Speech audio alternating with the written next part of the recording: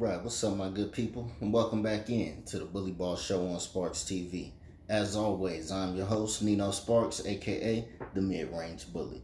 Now, quick vid for you today. Figured I'd do a quick breakdown on the Charlotte Hornets. Yesterday, I did the San Antonio Spurs. I told you I was going to jump into those lower tier teams. And I don't mean no disrespect when I say that. I'm just talking about the teams that we don't project at being at the top of the conferences. You know, we got to give them all their fair shake. So today we're going to do the Charlotte Hornets. But as always, before we get started, if it's your first time tapping in, or maybe you tapped in before, go ahead, tap that like, tap that subscribe, tap that notification bell, stay tapped in. Let's get this shit. Okay, so the Charlotte Hornets.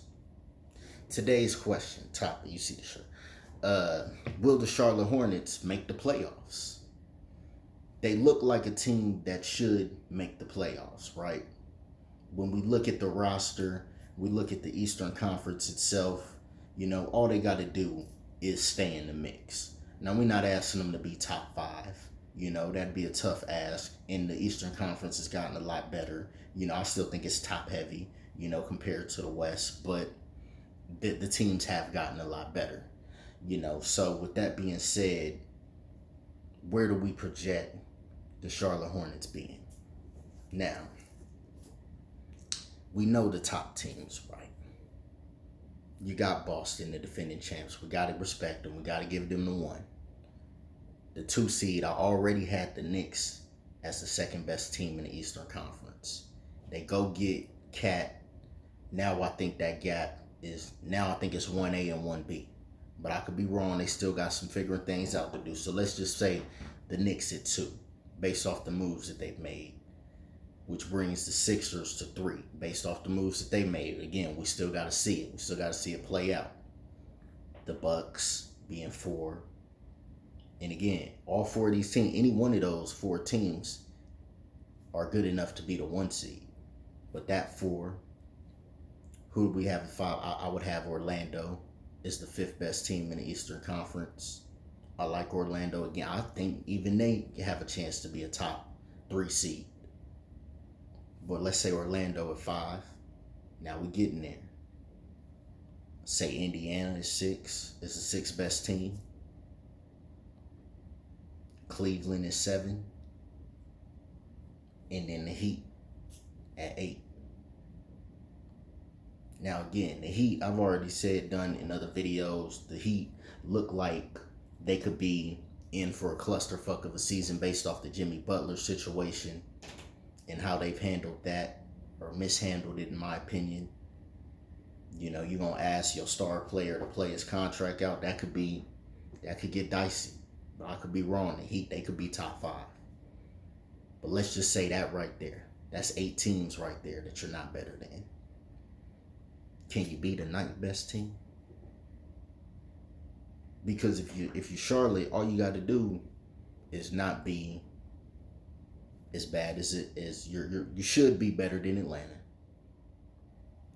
You damn sure should be better than Detroit. You should be better than Brooklyn. You should be better than Washington. And you should be better than Toronto. Toronto might be getting a little slept on, but we got to see it. They still a little young. Let's see. You should be better than those teams, right? Which would mean you're the 9th best team in the East.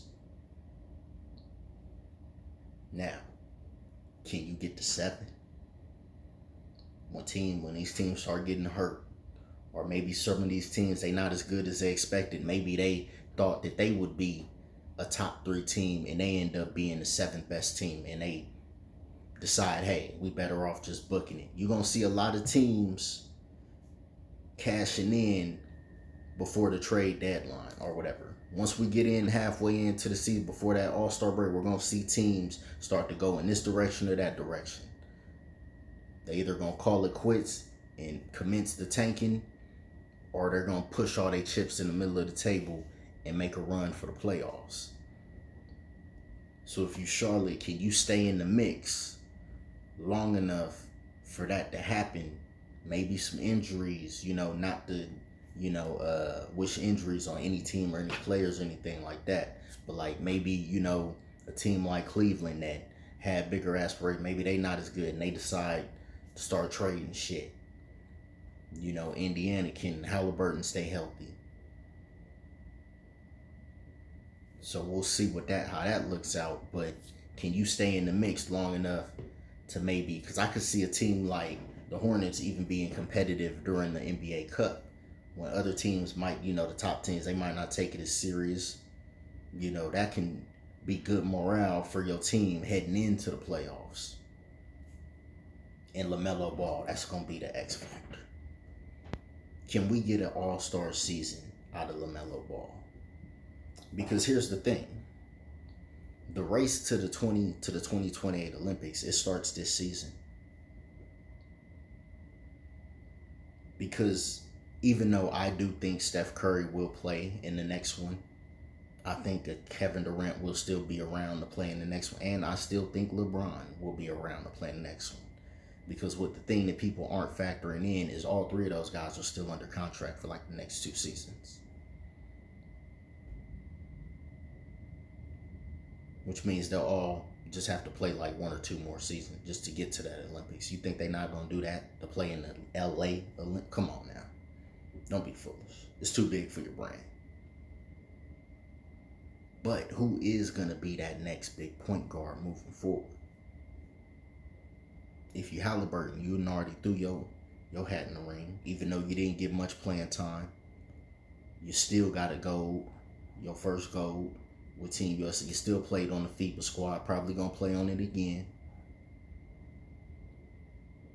Jalen Brunson coming for that spot. Don't be surprised if you see in the next 3 seasons, if you see Ja Morant cut his hair, stop fucking with his eyebrows, and completely change his whole image.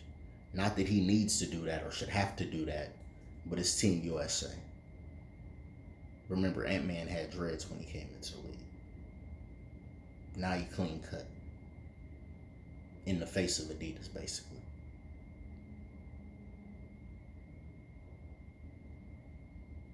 Now, I'm not saying LaMelo could be the face of Team USA because, again, he wears Pumas and we know the Nike hypocrisy.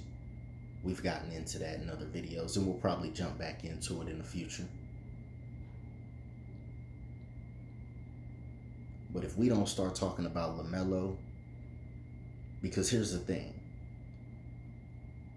Ant-Man and LaMelo was in the same, it don't even seem like they was in the same draft now, does it? Going into the draft, they were saying LaMelo was the most talented player in that draft and probably should go number 1. We now know the Warriors should have picked him. But at what point are we going to start conversating him, putting him in that same he's not even in the same conversation with Ant-Man no longer. We talking about Ant-Man as the future face of the league. Nobody's talking about LaMelo like that.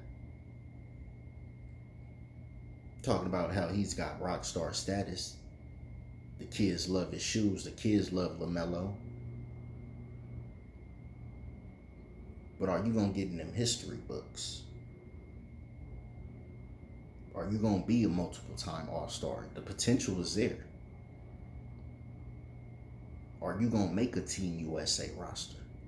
Can you make this next Team USA? Because if you don't make this next one, you're probably never going to make it, player.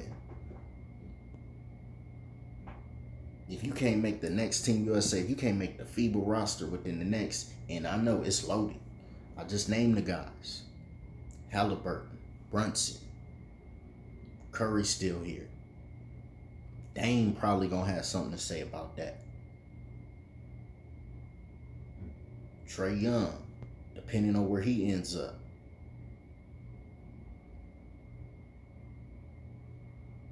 Are we ever going?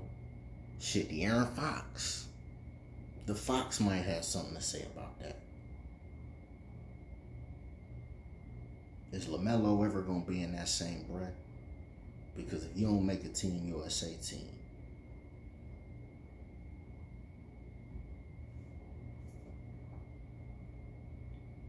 all the great ones have done it. Except for Isaiah, who we know. I wasn't even around for that, but we know he got. LaMelo, he needs to be in that same level of conversation because he's that damn good. He's box office when healthy.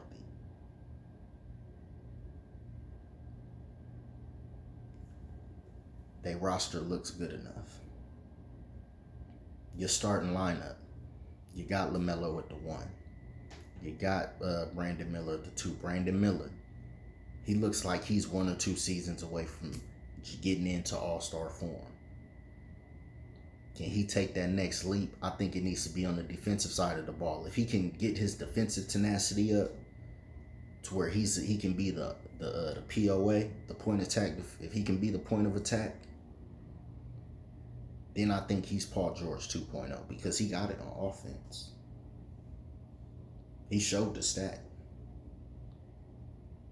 Now he needs to take that next step and he needs to be a 24-8 guy, a 24-6 maybe. That'd be more fair. He need to do that consistently and be the clear second option on the team, which might require him to be a little more greedy on offense. Then whatever Bridges gives you between the 3 of them, that should be enough offense. Because you know the offense is probably going to run similar to Indy, where they want to get out and run. And that's how they're going to put up a lot of points. But the head of the snake is going to have to be LaMelo. All-star form LaMelo this season. Again, the Hornets, they don't need to be a top 5 team. But can you be better than those teams that we know that are going to be bad? And can you potentially be better than an Indiana or a Cleveland? Because if you're better than at least one of those teams, that means you're a top 6, if not a top 7 team. And you're already in the playoffs as opposed to being in the play-in.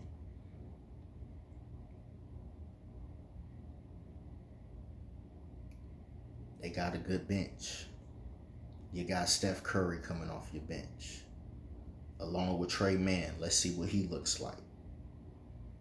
I like Bouknight. What happened to Bouknight? I didn't see him on the roster. I don't know if he was part of that trade. I don't watch enough for the Hornets to know. And that's a nice backup backcourt with Seth and Trey Mann. I think you'll have who's the backup 3?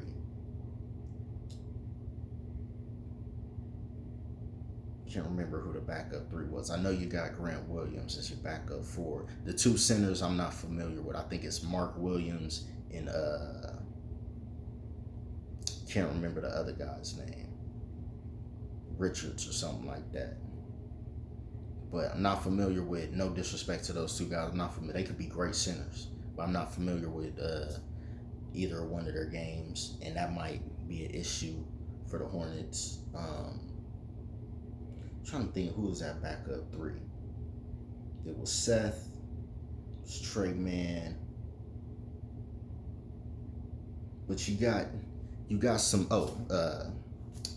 Martin. I think it's either Cody Martin or Caleb. Yeah, I think it might be Cody Martin that they got as backup 3, and that's a nice. That should be a good backup unit. They should be able to put up some points. Seth can hold things down. We'll see how competitive they look.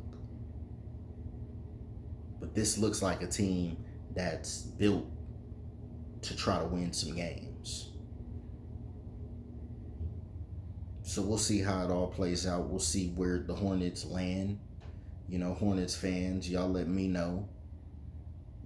Does your team look like they built for the playoffs? It looks like they are. It looks like they legitimately want to be competitive with some of these other teams.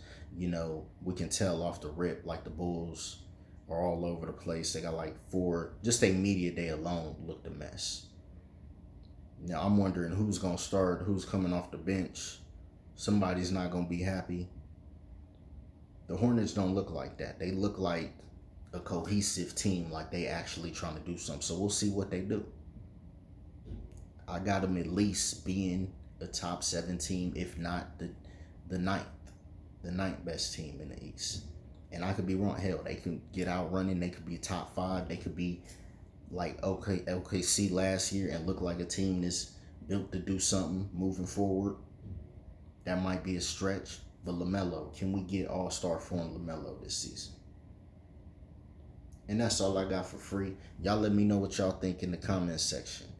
The Hornets, the Charlotte Hornets, will they make the playoffs this season? Or will they be in the play-in? Or will they not be there at all? I'll tap back in later. Peace.